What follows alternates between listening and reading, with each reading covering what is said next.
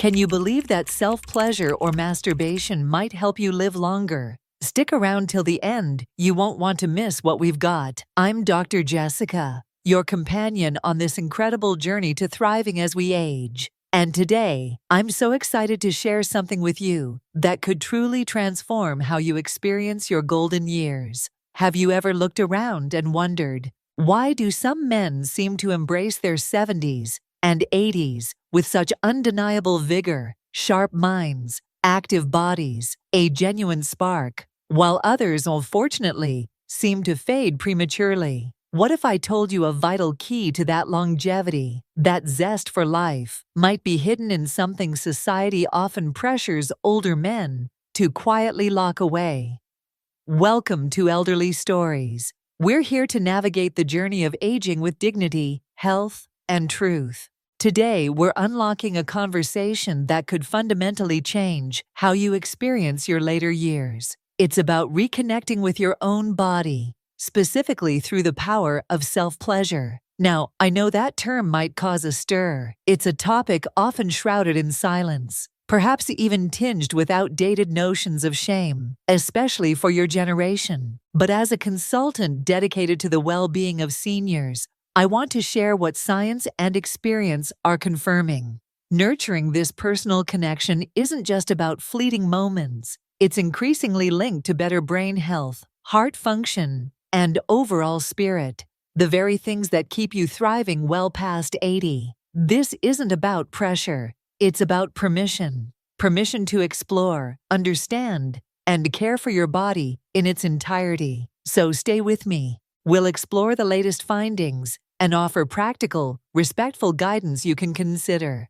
Before we dive deeper, if you believe conversations like these are important, please give this video a like and consider subscribing to Elderly Stories. It helps us reach more seniors who deserve this information. Let's start with a reality many of us observe. We see men in their late 70s actively engaged, perhaps hiking, tackling puzzles, sharing laughter. And then we see others who, sometimes as early as their 60s, seem resigned to decline, feeling it's just an inevitable part of aging. It doesn't have to be that way. One of the most profoundly overlooked factors in healthy aging is maintaining a connection with our physical selves, including our capacity for pleasure. Yes, we're talking about self-pleasure or masturbation, a term that might still feel awkward. Let's gently set aside any discomfort and look at the facts. Your body isn't designed to simply shut down components as the years pass. Not your muscles, not your mind,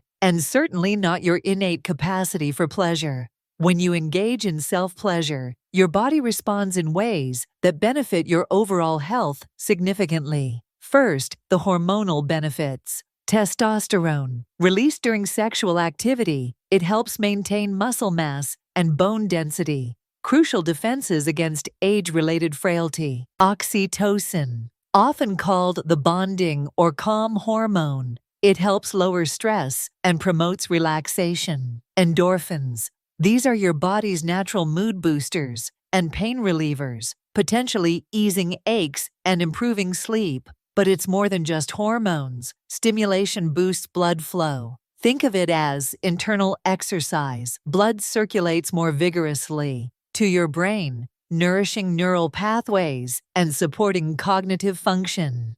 To your heart, contributing to cardiovascular wellness. To the pelvic region, maintaining tissue health and function. A significant study tracked men aged 55 to 75 for 5 years. Those who remained sexually active, solo or partnered, showed notably lower rates of heart disease and performed better on cognitive tests. Let me ask you this, just a quick reflection. On a scale of 1 to 5, with 5 being highest, how connected do you feel to your own physical vitality right now? Pop that number, 1, 2, 3, 4, or FI in the comments below. No judgment, just honest self-assessment. It helps us understand where you're coming from. Imagine your body like a well-built classic car. It served you faithfully for decades. If you stop maintaining a key system, what happens? things can get sluggish, less responsive. Your sexual health is part of that essential maintenance. Neglecting it isn't just about missing pleasure, it can mean letting vitality quietly slip away. So why do many men step back from this vital aspect of self-care? Let's explore that. In countless confidential discussions, I've heard similar sentiments from strong, accomplished men. That part of my life just feels over, or it doesn't seem important anymore. Often, this isn't a conscious choice, but a response to subtle, and sometimes not so subtle, messages. Physical changes, perhaps desire feels less urgent, or erections require more specific conditions than they once did. It's as easy to misinterpret this as an ending, rather than a change. Outdated beliefs, messages carried from youth, real men don't, or religious cultural taboos about pleasure in later life, can still hold powerful sway. Societal neglect, media focuses on youth, and healthcare providers sometimes stop asking about sexual health after a certain age, inadvertently reinforcing the idea that it's no longer relevant. But here's the crucial truth: that's a myth. Your body's need for connection, touch, and pleasure doesn't simply vanish. The need persists. It's often the expression that gets silenced. And when that expression stops, the consequences can be more significant than realized. Cognitive health. Studies suggest a link between cessation of sexual activity and faster cognitive decline. Those pleasure pathways help keep the brain stimulated. Immune function. Regular release of stress hormones, like oxytocin during arousal, benefits your immune system. Without it, stress can build, potentially lowering defenses. Heart health. As mentioned, blood flow is key. Regular stimulation encourages cardiovascular wellness. Research even links sustained sexual activity in men with greater longevity. I remember a gentleman, a retired engineer around 72. He felt foggy, disconnected, just off.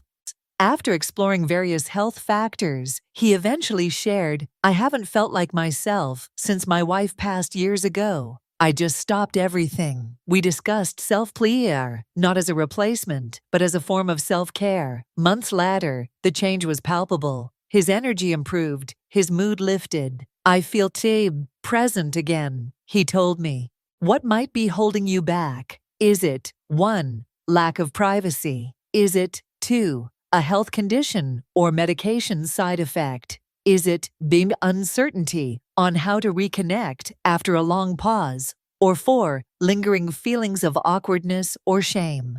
Type the number 1, 2, 3, or 4 that feels most relevant to you in the comments. Sharing anonymously helps others feel less alone. Whatever the barrier, it's often navigable. Let's look closer at the science-backed benefits that make navigating those barriers worthwhile. How exactly does self-pleasure act as a pillar for thriving? Circulation champion. It drives oxygen-rich blood throughout your system. Specifically, in the pelvic area, this helps maintain tissue health and flexibility. Important not just for sexual function, but potentially for bladder control and prostate wellness too. Remember that Harvard finding: men with higher ejaculation frequency showed a significantly lower risk of prostate cancer. That's substantial. Hormonal harmony. Orgasm releases a cocktail of beneficial hormones. Endorphins ease discomfort and lift mood. Oxytocin melts stress and can improve sleep quality. How many of us could use that? And testosterone supports that crucial muscle mass and bone density. Brain boost. Research suggests regular sexual activity helps protect brain tissue, potentially acting as a buffer against age-related memory decline. Mental and emotional lift. Staying connected to your physical self combats feelings of detachment, isolation, or low mood. It reaffirms vitality. As another gentleman, a widower, shared, "I didn't realize how much I missed just feeling fully human." This is fundamental self-care, as vital as good nutrition or gentle exercise. Think about it. What's one simple pleasure you already incorporate into your week? A walk in nature, listening to music, working on a hobby. Hit that like button if you believe adding another form of positive self-connection could be beneficial. Now, for the practical side, how can you reintroduce this safely and respectfully? I call this the restoration approach. Simple steps adaptable to you. Aim for perhaps 2 to 3 times a week. Schedule it like any other wellness practice. The restoration approach. 1. Prepare your space. Find guaranteed privacy and comfort. Your bedroom, a den, anywhere you feel secure. Dim lighting can help relaxation. Ensure you're physically comfortable, perhaps using pillows for support. Have a quality lubricant ready. Silicone-based often works well for mature skin. Take a moment. This is your time. 2. Relax your body and mind. Close your eyes. Take 5 to 10 slow, deep breaths. Consciously release tension in your jaw, shoulders, hands. Let thoughts drift by without judgment. Focus on the physical sensation of breathing. This signals safety to your nervous system. 3. Awaken through touch. General. Begin with gentle, non-genital touch. Explore your inner thighs, lower abdomen, chest, eames. Notice what feels pleasant now. Your body's responses may have changed. Meet them with curiosity, not expectation. This is about rediscovery. Focused stimulation, gentle and intentional. When ready, apply lubricant and use gentle touch on your penis. Try slow stroking. Use your palm or fingers for smooth, unhurried strokes along the shaft. Focus purely on the sensation. Tip circulation. Gently trace circles around the head, glands, with 1 or 2 fingers. Base. Massage. Apply gentle pressure to the base of the penis and the perineum, the area between the scrotum and anus. This can enhance blood flow. Key. The goal is sensation, not necessarily a firm erection or immediate orgasm. Let pleasure build slowly. Integrate and appreciate. Afterwards, pause, breathe. Notice the warmth or relaxation in your body. Take a mental note. I showed up for myself today. Acknowledge the act as one of self-care and health maintenance. Getting started. Week 1. Focus only on steps 1, 2, and build comfort. Week 2. Introduce step 4 gently, keeping it brief and exploratory. Week 3 onwards. Practice the full sequence, finding a rhythm that works. Timing. Mid-morning, when testosterone might be higher, or early evening can work well. Adaptations. After a warm shower can help if you have joint stiffness. If using ED medication, time it accordingly if helpful. What time of day might realistically work for you to dedicate 20-30 minutes to this type of self-care? Morning, afternoon, or evening? Share your preference in the comments. Before you begin, let's address a few common hurdles. Avoid performance pressure. Success isn't measured by erection firmness or orgasm intensity. Success is showing up, relaxing, and connecting. Pressure is the enemy of pleasure. Consistency. Over intensity. Like exercise, regularity brings the most benefit. Aim for consistency, e.g. 2 to 3 times/week, rather than infrequent, high-expectation sessions. Slow down.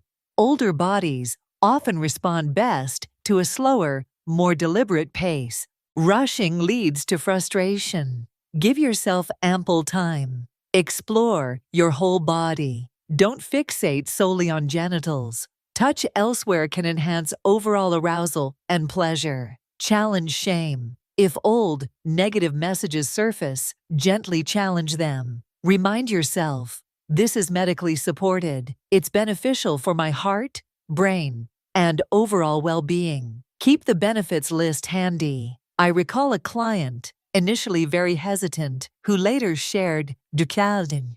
Jessica, realizing this was about health, not just that, changed everything. I feel more in control of my aging. So there we have it. The science, the why, And the how. Reconnecting with this aspect of yourself isn't about recapturing youth. It's about embracing the vitality available to you now. It's a powerful tool for living not just longer, but better, with more energy, clarity, and connection. Consider starting small, perhaps just with the relaxation and general touch steps. Your future self, the one thriving with vigor and peace, will thank you. If this conversation resonated, please hit that like button and subscribe to Elderly Stories for more insights on aging well. Sharing this video could help a friend or loved one who might benefit from breaking the silence. One last time, we'd love to know, what was your biggest takeaway from today's discussion? Let us know in the comments below. We truly value hearing from you. This is your health consultant from Elderly Stories, wishing you continued health and vitality. Take good care, and we'll see you next time.